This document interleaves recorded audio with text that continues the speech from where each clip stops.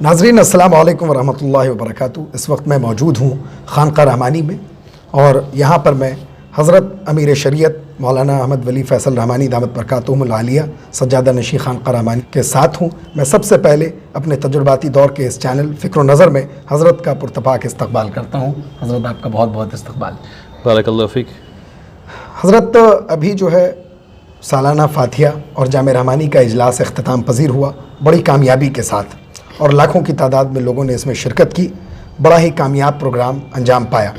حضرت سب سے پہلا سوال تو آپ سے یہ ہے کہ چونکہ اب جامع رحمانی اور خانقاہ کا پورا نظام آپ کے ذمے ہے، اور جامع رحمانی میں خاص طور پہ تعلیمی سرگرمیوں پر آپ کی مکمل توجہ ہے، پہلا سوال یہ ہے کہ جامع رحمانی میں کن کن شعبوں میں تعلیمی سرگرمیوں میں آپ توجہ دے رہے ہیں اور کن کن شعبہ جات میں اضافہ فرما رہے ہیں؟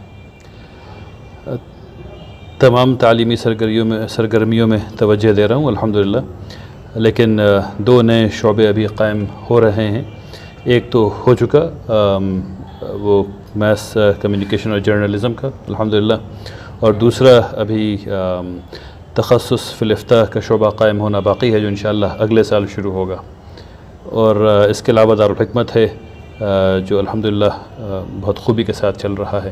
جامع رحمانی کا اپنا نظام اپنی جگہ پر بہت اچھے طریقے سے چل رہا ہے الحمدللہ۔ اس میں اس سال سب سے زیادہ دور حدیث میں بچے ہیں، اللہ کا شکر۔ کسی بھی مدرسے میں حضرت ماس کمیونیکیشن اینڈ جرنلزم یعنی ابلاغ عامہ اور صحافت کا کورس اب تک شاید پورے ہندوستان میں کوئی مدرسہ ایسا نہیں ہے جہاں دینی علوم کے ساتھ یعنی جو نصاب ہے اور جو علوم الہیہ ہیں اس کے علاوہ ماس کمیونیکیشن کا کلاس شروع کیا گیا۔ اصل میں اس میں کون سا ذہن اور آپ کی کیا سوچ کار فرما ہے، کیوں آپ نے شروع کیا؟ کمیونیکیشن اسلام کا بنیادی امر ہے۔ رسول اللہ صلی اللہ علیہ وسلم کو اگر دیکھیں تو ان سے بہتر کمیونیکیٹر کوئی تاریخ میں نہیں ہے، اور پھر آہستہ آہستہ یعنی تمام جتنے مبلغین رہے اسلام کے وہ بہترین کمیونیکیٹرز تھے، جو اپنی بات کو دوسروں تک بہت آسانی کے ساتھ پہنچا سکتے تھے، سوچ کر کے پہنچا سکتے تھے، اور ان کی بات کا اثر ہوتا تھا۔ لیکن ادھر پچھلے کئی سالوں سے یا کہہ لیں نصف صدی سے اردو بولنے والوں کے اندر ایک کمی ہے کہ اپنے آپ کو پریزنٹ کرنے میں، اپنی سمجھ کو دوسروں تک پہنچانے میں، جو آج کے زمانے کے اعتبار سے ہو، جو لوگ سمجھ سکیں۔ اور کمیونیکیشن کے اصول جو پہلے تھے وہ اب بھی ہیں، اس میں کوئی تبدیلی نہیں ہوئی، لیکن آلات بدل رہے ہیں۔ پہلے کبھی موبائل نہیں تھا، موبائل ہے، یوٹیوب ہے، ٹویٹر ہے، وغیرہ وغیرہ۔ اب 256 کیریکٹر یا ڈبل ہو گیا وہ، اس میں لوگوں کو بات کہنی ہوتی ہے۔ ان سب چیزوں کو دیکھتے ہوئے یہ بات معقول لگی کہ ایک ایسا شعبہ قائم کیا جائے جہاں عالم حضرات جو عالم بن کے نکلیں گے، جو فاضل بن کر کے نکلیں گے، وہ اپنی بات کو لوگوں تک پہنچا سکیں، اور وہ اسلام کے علم سے بھی آشنا ہوں اور صحافت کی اصولوں سے بھی آشنا ہوں، تاکہ اگر وہ صحافی بنتے ہیں تو وہ اسلامی فریم ورک کے اندر لوگوں تک بات پہنچا سکیں، یہ بتا سکیں کہ اسلام نے اگر کوئی بات کہی ہے تو ایسی کیوں کہی ہے، کیا وجہ ہے اس کی۔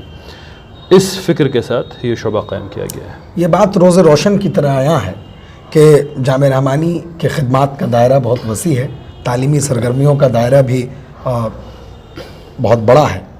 جامع رحمانی کی تعمیر و ترقی میں ایک نئی پہل آپ نے کی ہے، ولی قدہ کے نام سے ایک نئی تعمیر کا سنگ بنیاد رکھا۔ یہ آپ کے ہاتھوں پہلی عمارت ہے جس کا سنگ بنیاد رکھا گیا۔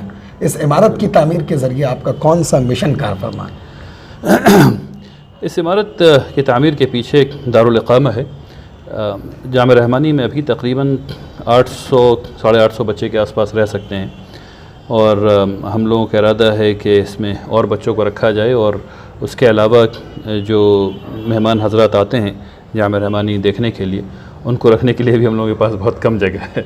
تو ایک تو یہ کہ ان لوگوں کے لیے جگہ چاہیے تھی، اور دوسرے دارالاقامہ کو بڑھانا تھا، تو اس بلڈنگ کے ذریعے دونوں کام انشاءاللہ ہوگا۔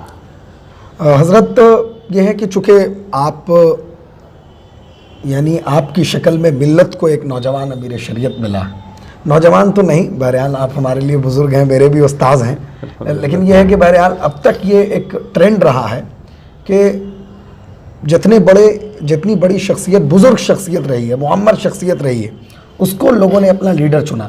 لیکن آپ کے میدان میں آنے کے بعد، اور خاص کر کے حضرت امیر شریعت مفکر اسلام حضرت مولانا ولی صاحب رحمانی نور اللہ مرقدہ کے انتقال کے بعد، آپ کو لوگوں نے اپنے امیر کے طور پر دیکھا، اور ایسے امیر کے طور پر جن کے اندر جوش، جذبہ، جنون، اور ان تمام جوش اور جذبے اور جنون کے ساتھ ساتھ کام کرنے کی طاقت بھی ہے، جرأت بھی ہے، ہمت بھی ہے، اور آپ ہر طرح سے ابھی یعنی آپ مضبوط ہیں، آپ جوان ہیں، تو جمع سال امیر لوگوں کو ملا ہے. تو ظاہر ہے اس سے کیا فائدہ ہوگا.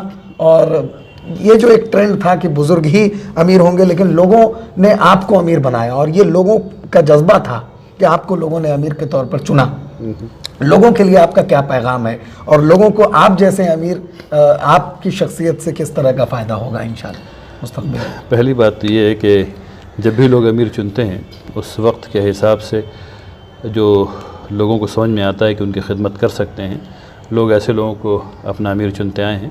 مجھ سے پہلے 7 لوگ امیر بن چکے الحمدللہ رب العالمین، اور سب اپنے اپنے وقت میں عظیم کام کیا. تمام حضرات نے، لوگوں نے مجھ پر اعتماد کا اظہار کیا ہے. میں صرف اللہ سے دعا کر سکتا ہوں کہ لوگوں کی جو توقعات ہیں ان پر میں پورا اتر سکوں، اور میں پوری کوشش کر رہا ہوں الحمدللہ رب العالمین کے اس کام کو جو امانت دی گئی ہے اس کو پوری ایمانداری کے ساتھ ادا کر سکوں باذن اللہ انشاءاللہ. ابھی یہ خبر گشت کر رہی ہے سوشل میڈیا پر، اور اشتہار بھی گشت کر رہے ہیں کئی سوشل میڈیا پلیٹ فارمز پر، کہ آپ کے اسفار ہونے والے ہیں، کئی جگہ آپ کا سفر ہونے والا ہے. تو اور ظاہر ہے وہ پورا سفر ڈیڈیکیٹڈ ہے امارت کی خدمت کے تعلق سے.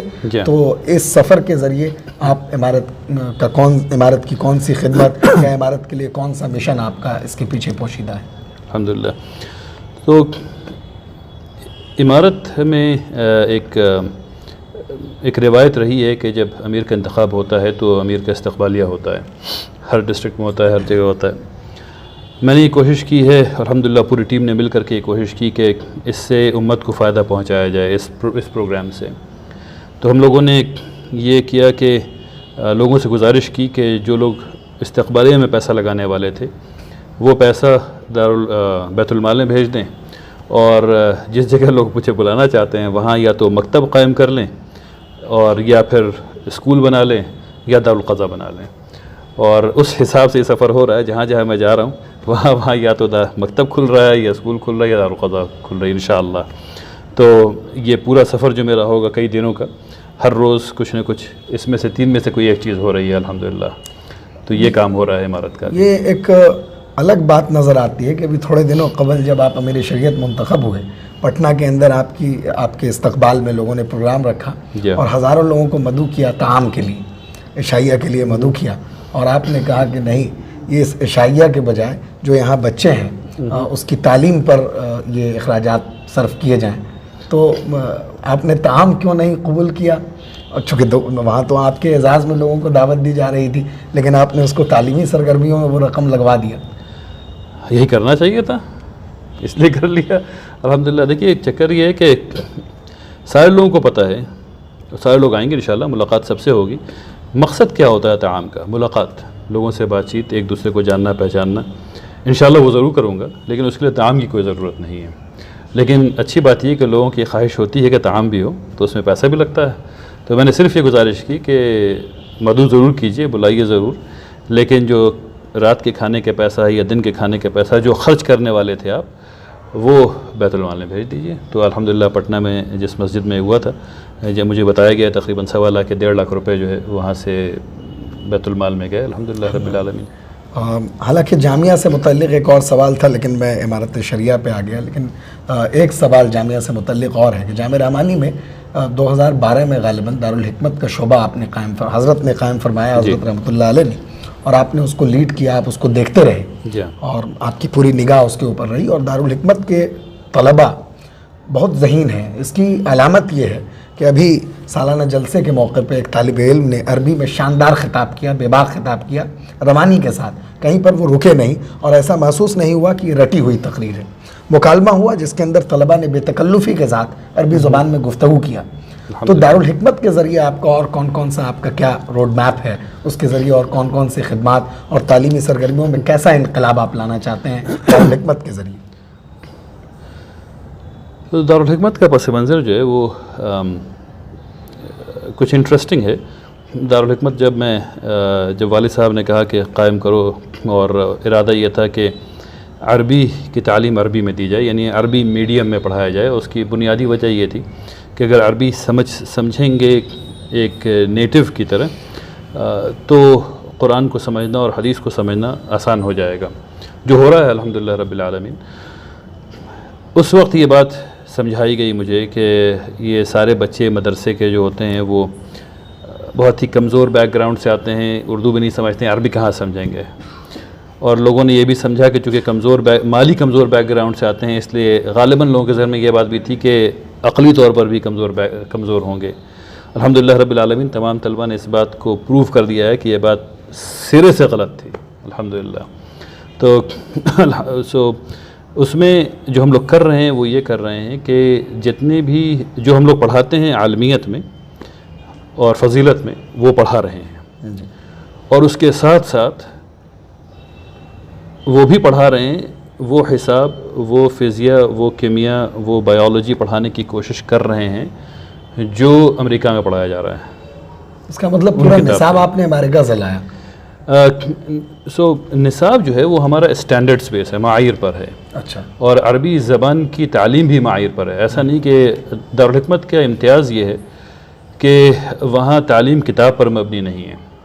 یعنی اگر ہمیں نحو میں کوئی ایک چیز سیکھنی ہو تو ہم یہ نہیں کہتے کہ فلاں کتاب سے سیکھ لو, ہم یہ کہتے کہ یہ کس اسٹینڈرڈ میں آتا ہے, کون سا کس معایر کے تحت اس چیز کو سکھانا ہے, اور پھر اس معایر کے تحت وہ چیز سکھانے کی کوشش کر رہے ہیں.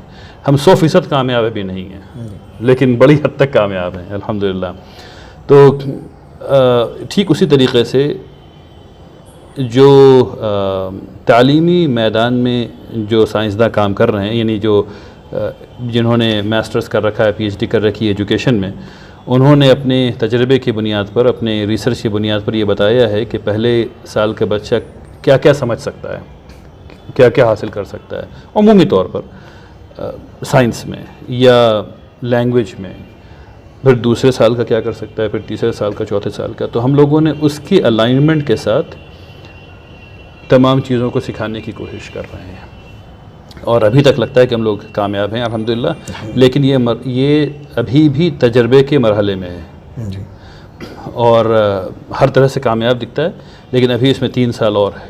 یہ پورا 12 سال کا کورس ہوگا انشاءاللہ, جس میں بچے جو ہیں وہ تمام سائنس کے علوم بھی پڑھیں گے اور عالم اور فاضل بھی بنیں گے باذن اللہ تعالیٰ. بہت بہت شکریہ حضرت آپ کا. بارک اللہ. ہمارے ساتھ موجود تھے حضرت امیر شریعت مفکر ملت حضرت مولانا احمد ولی فیصل رحمانی دامت برکاتہم العالیہ. بڑی صفائی کے ساتھ انہوں نے تمام باتوں کا جواب دیا, اور یہ کہا جا سکتا ہے کہ تعلیمی انقلاب کے سلسلے میں جو بات انہوں نے کہی, اگر میں بطور عام آدمی ایک صحافی سے ہٹ کے اگر کہوں تو انداز بیاں گرچہ بہت شوخ نہیں ہے, شاید کہ اتر جائے تیرے دل میں میری بات. کیمرامین مشکور, عادل اور آصف کے ساتھ فضل رحمانی, جامعہ رحمانی خانقاہ منگیر, بہار.